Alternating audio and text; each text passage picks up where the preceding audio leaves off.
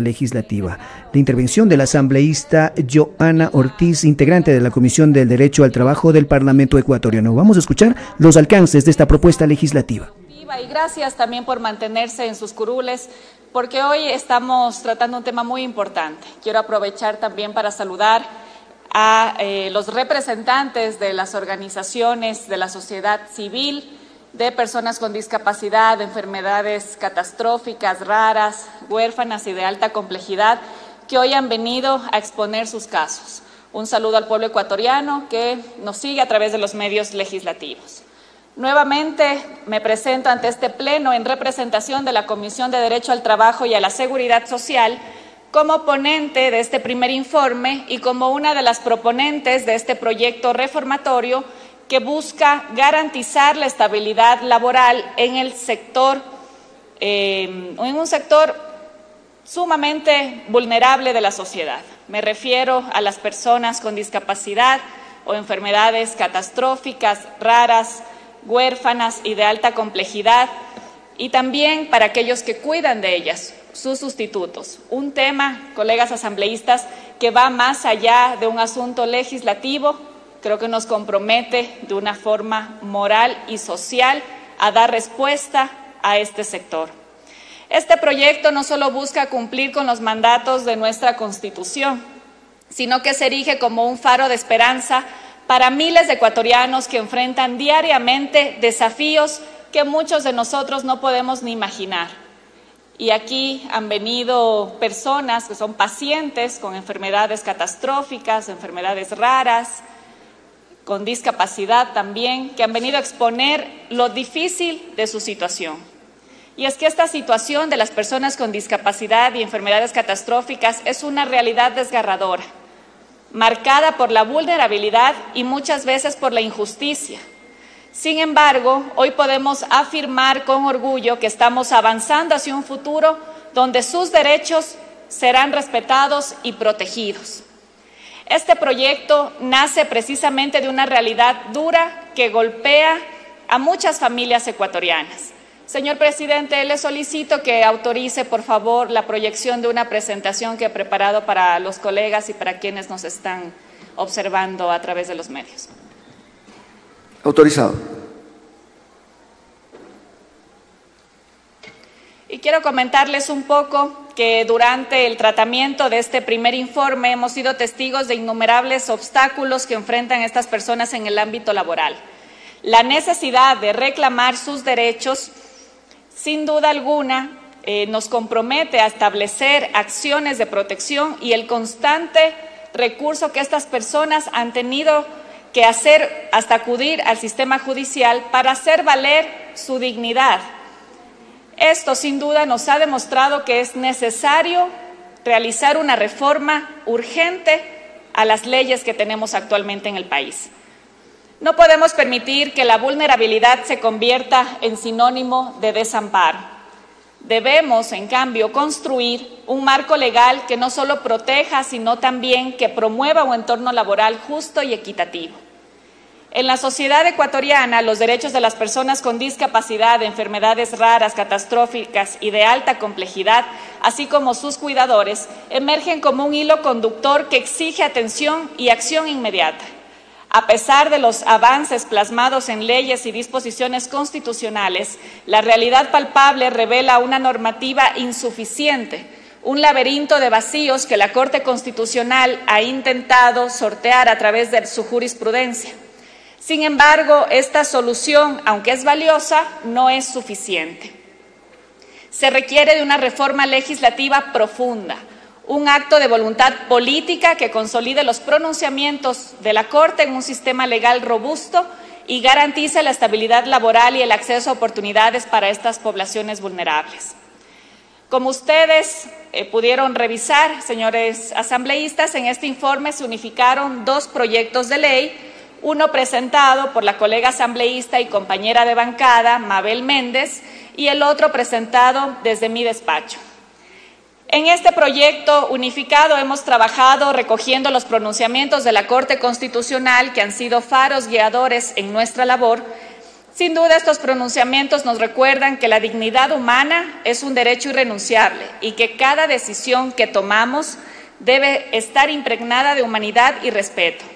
La estabilidad laboral no es un mero concepto legal, es el pilar sobre el cual se construye una vida digna, un medio para alcanzar la realización personal y el bienestar familiar.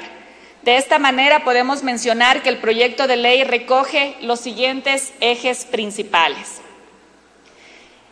Respecto de los regímenes laborales previstos en la Ley Orgánica de Servicio Público, la Ley Orgánica de Empresas Públicas, la Ley Orgánica de la Función Legislativa, la Ley Orgánica de Educación Superior, el Código Orgánico de la Función Judicial y el Código Orgánico de Organización Territorial, Autonomía y Descentralización, que se reforman con esta ley de manera general y de aplicación obligatoria para todo el sector público, se establece que las disposiciones de la ley se aplicarán de manera favorable a los servidores públicos, garantizando que aquellos con discapacidad o enfermedades raras, huérfanas, catastróficas y de alta complejidad no puedan ser desvinculados discriminatoriamente por su condición médica. Se amplían las prohibiciones para los servidores públicos, incluyendo el acoso laboral motivado por padecimientos de salud, un tema que ya han venido aquí a explicarlo, que es constante en el sector público y privado también. Se garantiza el derecho a licencias médicas remuneradas para servidores con condiciones de salud específicas, sin descuentos en su remuneración. Se exceptúa a las personas con discapacidad y enfermedades de alta complejidad del porcentaje del 20% que limita la contratación ocasional en el sector público. Para las personas con discapacidad o con enfermedades catastróficas, raras, huérfanas o de alta complejidad, no será necesaria la acreditación de su condición, excepto la del sustituto para efectos de su registro. No se podrá terminar unilateralmente los contratos de servicios ocasionales o nombramientos provisionales, salvo por razones previamente establecidas en esta ley que así lo justifiquen. En la supresión de puestos no se tomarán en cuenta aquellos ocupados por personas con discapacidad o enfermedades críticas. Y en caso de la reestructuración o desaparición de la institución por temas de racionalización y optimización, tendrán derecho a que sean trasladadas o reubicadas en puestos de naturaleza similar o de equivalente rango y función. El empleador deberá realizar los ajustes razonables y necesarios en el puesto de trabajo para que el servidor con enfermedades complejas pueda desempeñar sus funciones. Asimismo, deberán registrar ante el Ministerio de Trabajo y el IES todos los casos de enfermedades raras, catastróficas, de alta complejidad, con las que cuenten. De igual forma, deberán implementar programas de inclusión laboral a través de distintivos oficiales de buenas prácticas laborales. Se define el concepto de persona sustituta como toda persona o representante legal que tenga bajo su responsabilidad o cuidado directo o por solidaridad humana a una persona con discapacidad o enfermedad catastrófica, rara, huérfana o de alta complejidad, misma que será de aplicación obligatoria en toda la administración pública sin excepción. Respecto a las reformas al Código del Trabajo, podemos destacar, en lo relacionado a la estabilidad laboral, se establece que los trabajadores diagnosticados con enfermedades raras, huérfanas, catastróficas y de alta complejidad o sus sustitutos no podrán ser desvinculados por su condición médica. Cualquier despido en estas circunstancias será considerado ineficaz y se garantizará su reintegro. En adaptaciones razonables se incluye la obligación de empleadores de realizar ajustes razonables en los puestos de trabajo para facilitar el desempeño de funciones de los trabajadores afectados, incluyendo modificaciones de horarios y condiciones laborales.